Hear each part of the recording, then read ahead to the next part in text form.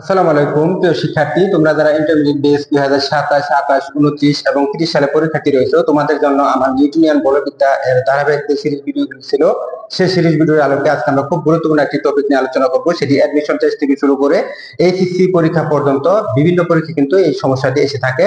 একজন বালক একটি নৌকার এক প্রান্ত থেকে হেঁটে হেঁটে অপর প্রান্তে যখন গেল, তখন নৌকাটা কিন্তু পিছন দিকে চলে আসে। এখন নৌকাটা কতটুকু পিছন দিকে চলে আসবে, সেক্ষেত্রে নৌকার দৈর্ঘ্য দেওয়া থেকে আমাদের অঙ্কগুলো কিন্তু করতে হয়। এখন দেখো, এটা 1 মিটার পিছন দিকে চলে আসছে যখন বালকটি যখন নৌকার দৈর্ঘ্য এল, অর্থাৎ বালকটি যখন এই এল দৈর্ঘ্য যখন সে অতিক্রম করলো, আর টোটাল দৈর্ঘ্য এল নৌকা, সে এল দৈর্ঘ্য অতিক্রম করলে নৌকাটা কিন্তু পিছন দিকে 1 মিটার সরে আসবে। এই নৌকাটি যেহেতু 1 মিটার সরে এসেছে, এই জন্য আমরা একটু চিন্তা করবো যে নৌকাটির আগে ভরবেগ বের করে দিব। ধরো এই টি সময়ে ওই বালকটি বা ওই ব্যক্তিটি নৌকার এক প্রান্ত থেকে অপর প্রান্তে যায়, ঠিক ওই টি সময়ে নৌকাটা 1 মিটার সরে আসে। এই জন্য আমরা বলবো নৌকার ভরবেগ হচ্ছে টি সময়ে আমাদের সরণ হচ্ছে এক্স, তাহলে এক্স বাই টি, এটি ছিল নৌকার ভরবেগ। ঠিক একইভাবে আমরা যদি ব্যক্তির ভরবেগ যদি হিসাব করি, ব্যক্তি যেহেতু নৌকার তুলনায় সাইজে যেহেতু ছোট, এই জন্য আমরা ধরলাম স্মল লেটার বি। এই ব্যক্তির ভরবেগ যখন হিসাব করব, তখন আমাদের লিখতে হবে L minus x by T. এখন এটাতে তোমাদের সমস্যা যে L minus x by T কেন। দেখো, এক্ষেত্রে ব্যক্তির ক্ষেত্রে যখন আমরা হিসাব করব, ব্যক্তিটা যখন নৌকার এক প্রান্ত থেকে অপর প্রান্ততে যাচ্ছে, তখন নৌকাটা কিন্তু ওই ব্যক্তি যেদিকে যাচ্ছে তার উল্টো দিকে কিন্তু 1 মিটার পিছন দিকে সরে আসতেছে। এই জন্য আমাদের আপেক্ষিক সরণটি চিন্তা করতে হবে। এই জন্য এই যে আপেক্ষিক সরণের যে ব্যাপারটা আছে, ধরো তুমি একটি বাসের পিছন থেকে বাসের সামনের দিকে হেঁটে হেঁটে অগ্রসর হচ্ছ। ধরো তুমি 10 মিটার অগ্রসর হচ্ছ, পিছন থেকে সামনের দিকে 10 মিটার সামনের দিকে অগ্রসর হচ্ছ। এই সময় ঠিক বাসটি ব্যাক গিয়ার দিয়ে পিছনের দিকে ধীরে ধীরে অগ্রসর হচ্ছে। অর্থাৎ তুমি যাচ্ছ বাসের সামনের দিকে, বাস থেকে বাসের পিছনের অংশ থেকে বাসের সামনের অংশের দিকে, কিন্তু বাস ব্যাক গিয়ার দিয়ে বাস আস্তে আস্তে আস্তে ধীরে ধীরে পিছন দিকে যাচ্ছে। সেক্ষেত্রে তোমার যে সরণটি হবে, সেটি কিন্তু তোমার সরণ থেকে ওই বাসের সরণটা বাদ দিতে হয়। অর্থাৎ তোমার সরণ যদি 10 মিটার হয়ে থাকে, বাসের সরণ যদি উল্টো দিকে 2 মিটার হয়ে থাকে, তাহলে তোমার আপেক্ষিক সরণ হচ্ছে 10 - 2, অর্থাৎ 10 থেকে 2 বাদ দিতে হবে। এই জন্য আমাদের এই ব্যক্তির ক্ষেত্রে যে আমরা গড়বেগটি বের করবো, সেক্ষেত্রে আমাদের আপেক্ষিক সরণ বিবেচনায় নিতে হবে। তাহলে এই ব্যক্তিটি এই বিন্দু থেকে এই নৌকার অপর বিন্দু পর্যন্ত যখন গেল, তার টোটাল সরণ ছিল, অর্থাৎ নৌকার দৈর্ঘ্য ছিল এল। তাহলে এল দৈর্ঘ্য যদি সে যায়, নৌকাটা পিছন দিকে আবার চলে গেছে কত মিটার, 1 মিটার। এই জন্য এল থেকে এক্স বাদ দিলে আমাদের আপেক্ষিক সরণটা বের হবে। তাহলে আপেক্ষিক সরণ হচ্ছে এল মাইনাস এক্স, এর সময় দ্বারা ভাগ করলে আমরা পাবো কি, তার ওই ব্যক্তিটির গড়বেগ। এটা পাবো কিন্তু আমরা গড়বেগ। এখন দেখো, নৌকাটিতে যখন ওই ব্যক্তিটি স্থির ছিল, যখন সে চলাচল শুরু করে নাই, তখন কিন্তু তার আদিবেগ 0 ছিল, নৌকার আদিবেগ 0।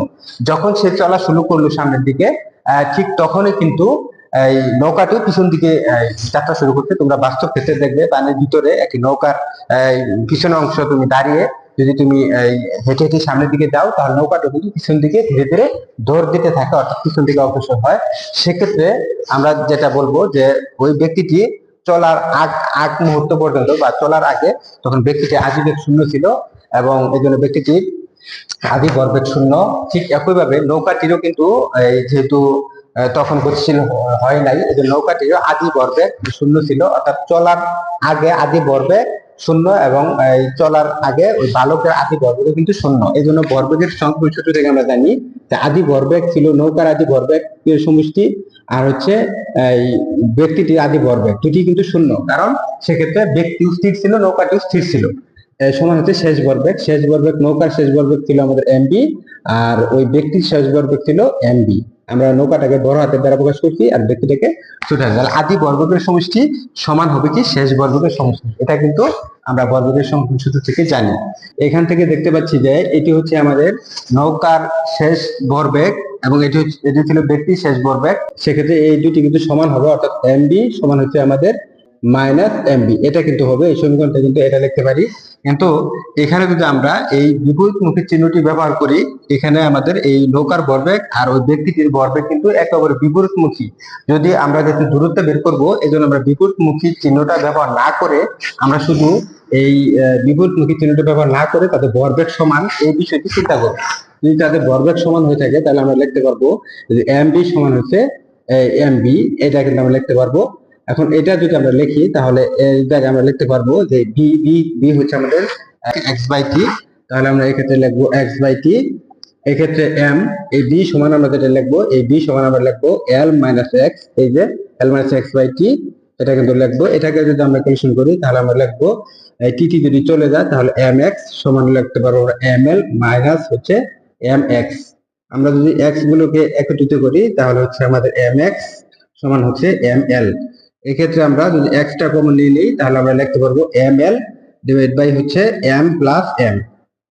এটার সাহায্যে কিন্তু আমরা এই নৌকাটি সরণ বের করতে পারবো। যদি নৌকার দৈর্ঘ্য যদি 3 মিটার দেওয়া থাকে তাহলে আমরা কিন্তু খুব সহজেই কিন্তু এর মানটা বের করতে পারবো। ধরো নৌকার দৈর্ঘ্য 3 মিটার এবং ব্যক্তির ভর ধরো 50 কেজি, তাহলে ব্যক্তির ভর 50 আর নৌকার দৈর্ঘ্য 3 যদি হয়ে থাকে আর নৌকার ভর যদি 100 কেজি হয়ে থাকে, 100 প্লাস হচ্ছে আমাদের এই ব্যক্তিটির ভর যদি আমাদের এই 50 কেজি, যেহেতু যদি এটা যদি হয়ে থাকে তাহলে এটা হচ্ছে আমাদের 150, এটা হচ্ছে আমাদের 150, সেক্ষেত্রে আমরা পাবো 1 মিটার। অর্থাৎ সেক্ষেত্রে আমরা কিন্তু 1 মিটার নৌকাটি কিন্তু পেছন দিকে পিছিয়ে আসবে। তোমরা প্রথমবারের মতো যারা ভিডিওটি দেখছো, ভিডিওটি ভালো লেগে থাকলে একটি লাইক ও চ্যানেলটি সাবস্ক্রাইব করতে ভুলবে না। ধন্যবাদ।